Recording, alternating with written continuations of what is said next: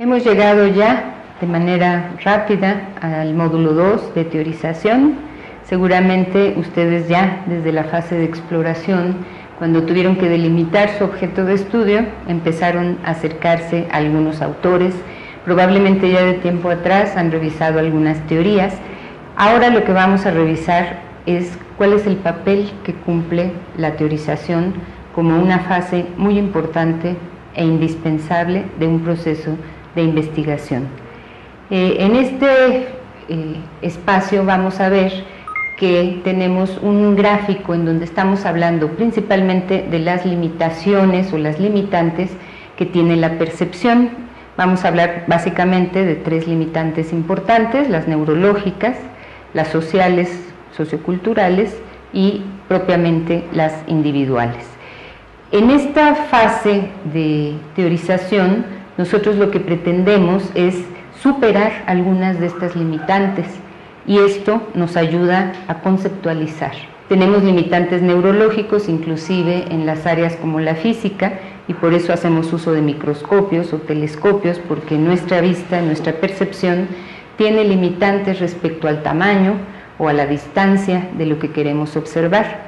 En los ámbitos sociales o socioculturales también podemos tener limitantes de lo que es nuestra propia cultura y hacer una interpretación fácil o superficial en base a nuestro bagaje cultural.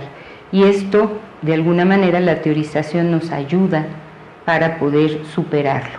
Y también tenemos limitantes individuales, nuestra propia personalidad, nuestra propia historia que nos va formando, nos hace que nos representemos la realidad de distintas maneras respecto a otros observadores de un mismo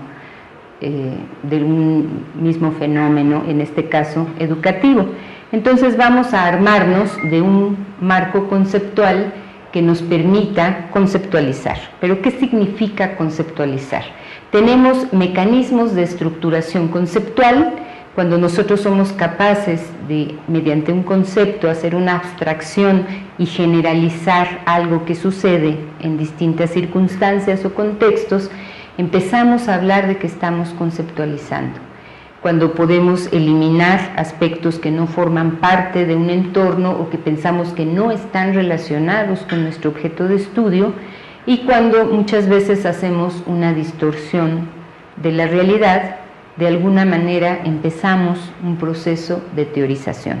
La idea de conceptualizar implica empezar a formular un marco teórico, un marco conceptual que nos ayude a transitar de la problematización a una construcción que pueda tener posibilidades de generalizarse en algunos otros contextos, o simplemente que nos dé la posibilidad de comprender cómo interactúan todas las variables que juegan, todos los factores y condiciones de un entorno socioeducativo. ¿Cuál es entonces el papel de la teoría en el proceso de la investigación?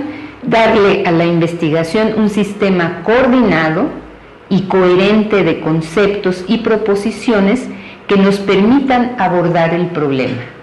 No hemos trascendido totalmente la fase de la problematización, pero lo que queremos es encontrar desde las teorías algunos otros autores más autorizados que los que somos investigadores noveles, que nos ayuden a entender las relaciones que se dan entre las distintas variables que juegan desde nuestro problema de investigación. Los principios fundamentales del proceso científico son entonces una ruptura.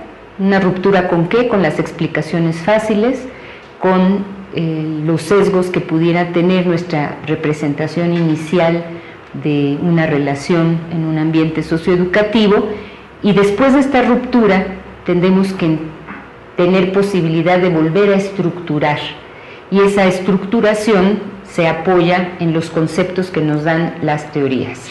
Y eso nos lleva después a la posibilidad de comprobar si las relaciones que de acuerdo a las teorías explican o nos ayudan a comprender un fenómeno educativo son válidas o necesitamos reconceptualizar un mismo fenómeno.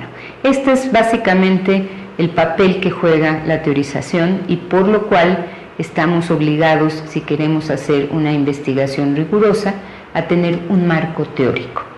Esta fase de teorización implica que ustedes, antes de empezar una búsqueda y localización de las principales teorías y de los autores más representativos que han abordado antes que ustedes estos objetos de estudio, se formen una representación gráfica de lo que va a ser su marco teórico para este proceso de investigación.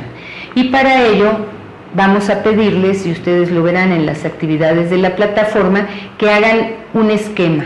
Puede ser un esquema de cómo se relacionan las variables contenidas en su problema de investigación, o puede que desarrollen todo un mapa conceptual cuando las relaciones implican varios factores que queremos comprender y dentro de los cuales está sucediendo este fenómeno educativo que a ustedes les ha interesado y sobre el cual han empezado una fase de exploración y problematización.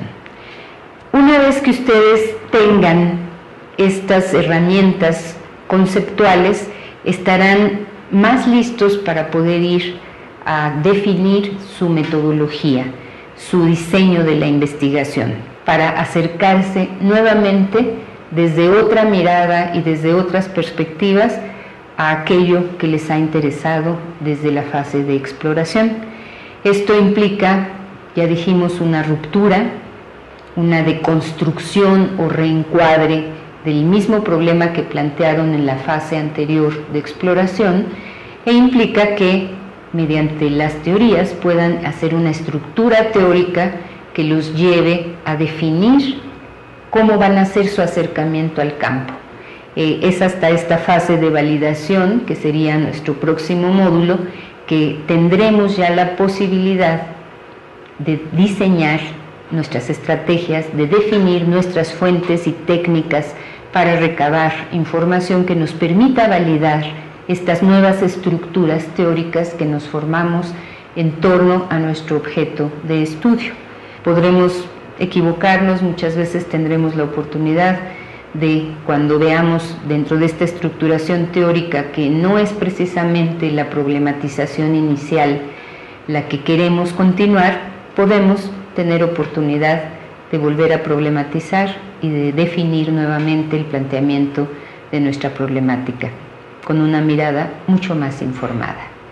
Continuamos esta aventura de investigación en la acción. Gracias.